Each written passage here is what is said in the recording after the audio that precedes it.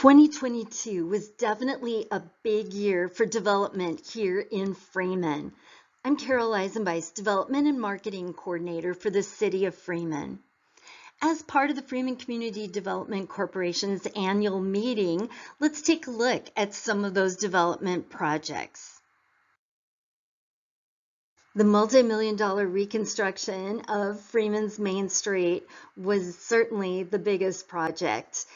Early in the year, the Freeman City Council officially accepted a grant award from the Department of Transportation in the amount of $600,000. Included in our grant application were some photos documenting the need for the project. Work officially began on April 27th with removal of the street lights. Work continued throughout the summer and into fall, and also included several side streets adjacent to Main Street. Freeman native Paul Korn of Sayre Associates headed up the project, and Cole Geppert served as our on-site engineer. Part of my role was to relay information from the engineering team to the Main Street business and property owners as well as residents to keep them informed of progress and different closures. The project finished up on November 15th, minus the installation of streetlights, which are yet to come in late spring or early summer. Housing is foundational to economic development, and in 2022, collaborative efforts by the Freeman Growth Foundation, the Freeman Community Development Corporation, and the City of Freeman resulted in the Westward View Edition that includes 18 generously sized lots for residential housing, complete with paved street and cul-de-sac, curb and gutter, and access to utilities and city services. One lot has been sold and a home is currently being built off-site. We're also eager for the promised removal of an old shed and building located near the entrance of the property so we can properly showcase the housing opportunity that we have to offer here in Freeman.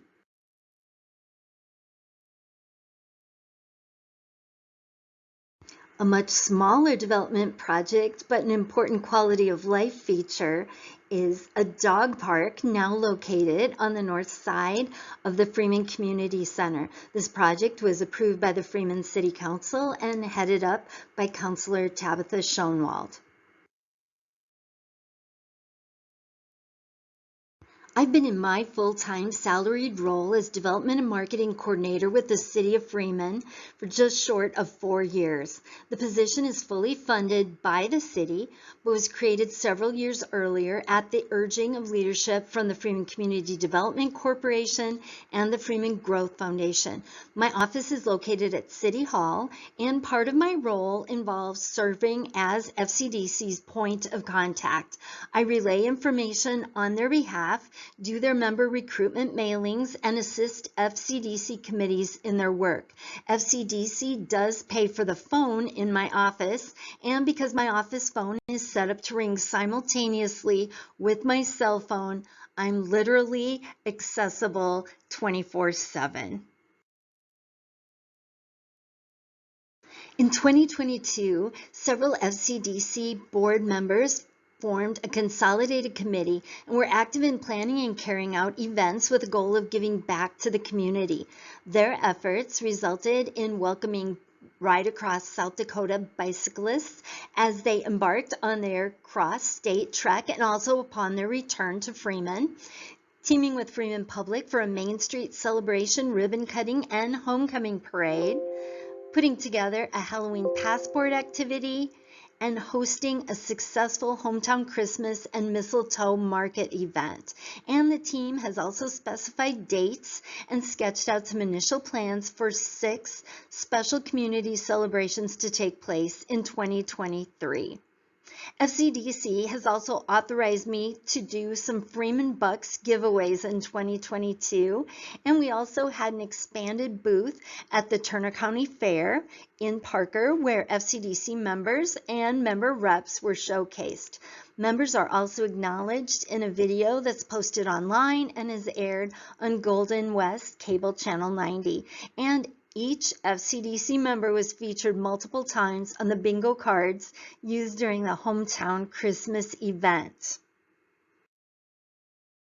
Thanks to a generous contribution from a local business, FCDC chose to invest in a new Experience Freeman SD website that highlights Freeman as a great place to live, work, and play.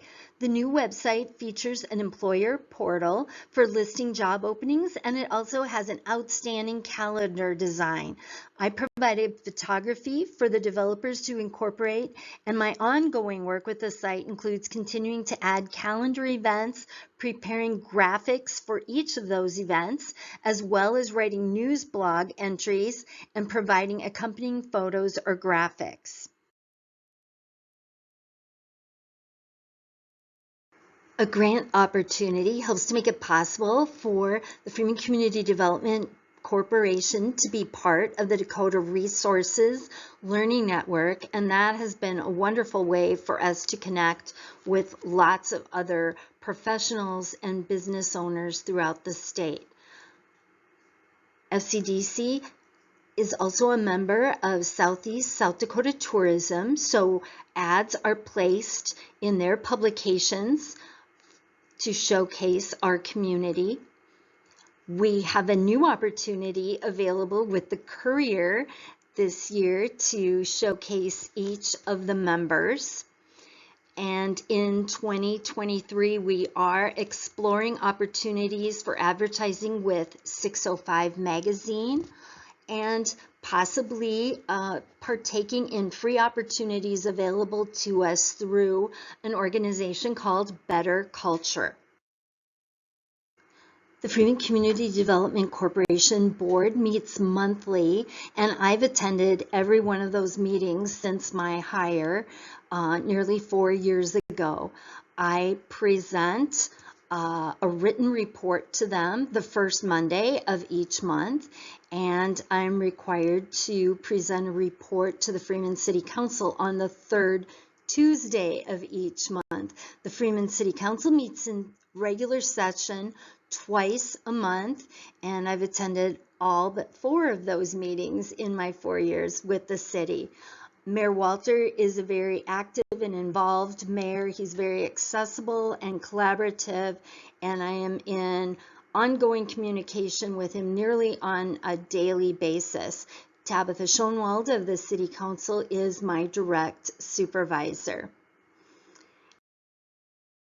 Securing grant funding is another important part of development work.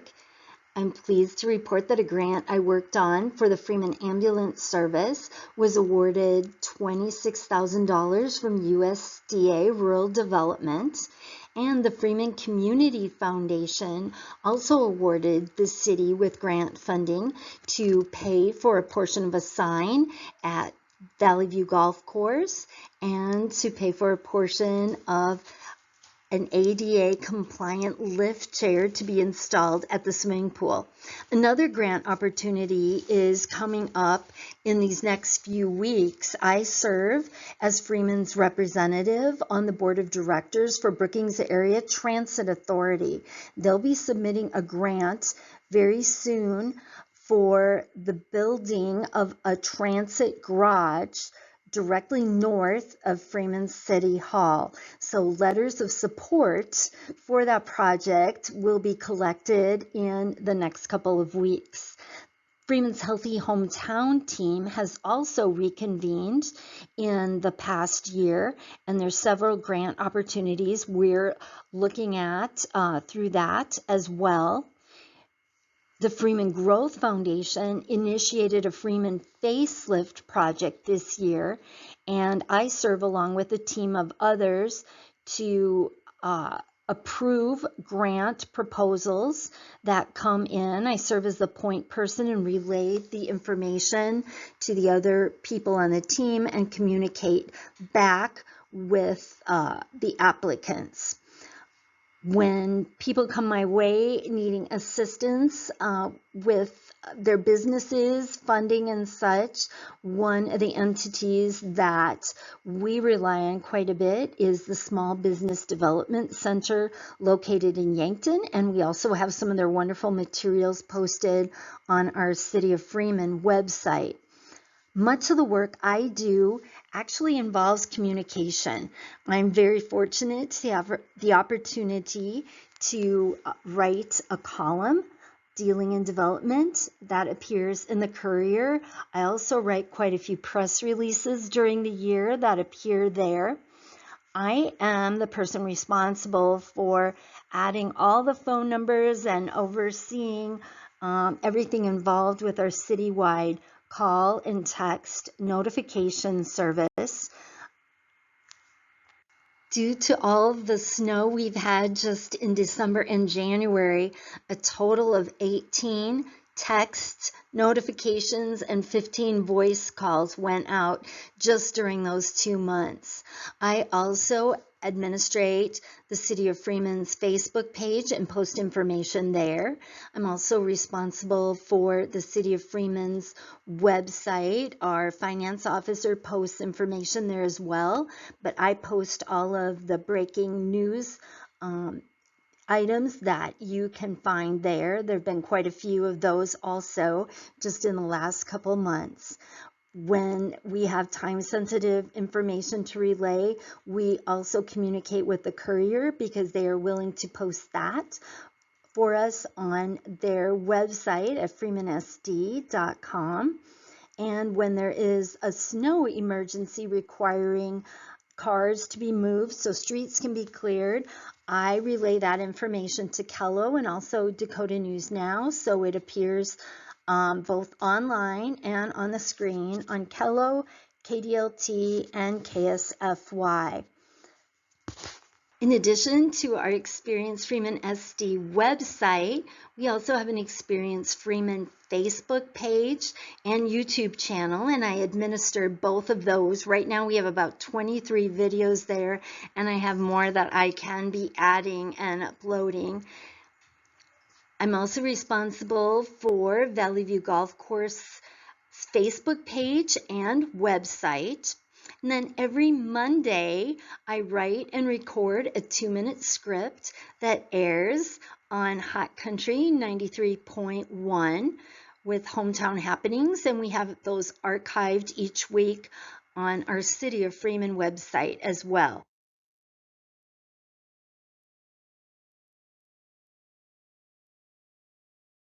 I also do the programming for our Channel 90, which is our local Golden West cable channel, and I make the Welcome to Freeman packets that are provided to people who move here or those who are thinking about moving here. In the past year, I've had a couple of interviews, of course, with the Courier, but also with the Mitchell Republic and KYNT Radio. And South Dakota Public Broadcasting came out to do a feature for South Dakota Focus and visited with Mayor Walter, with Jeremy Waltner, and myself about all the things taking place in Freeman. And Stephanie Rissler, who used to be with South Dakota Public Broadcasting, is now with the South Dakota Association of Healthcare Organizations, and she came out to do a video interview in conjunction with some work for Freeman Regional Health Services. I've had the privilege of attending some conferences in the past year, including the Grow Smarter Conference at Harrisburg, the Governor's Office of Economic Development Conference in Sioux Falls, and I'm a member of the Economic Development Professionals Association, and they met in Owakoma this fall. That was also an excellent conference, and most recently I attended the South Dakota Governor's Conference on Tourism, and the most exciting part of that, of course, was that the South Dakota Chislik Festival received their award for Excellence in Innovation in Tourism. Part of the tourism conference also includes a focus on connecting with those in Pierre, our legislators and other elected officials. And several of the bills we've been watching and communicating on involved child care funding and Senate Bill 41, which provides for infrastructure for housing. So both of those funding sources are available. Then there are a lot of things that I work on that I have to keep confidential. I receive lots of inquiries for lots of different things, and I follow up as appropriate and work to bring the right people together. Overall, my goal is to tell Freeman's story, to tell a story that's accurate, but also one that allows us to feel and share a deep sense of pride in all the wonderful assets our community has to offer. And every day I do my best to follow up on or seek out opportunities that will help Freeman thrive well into the future.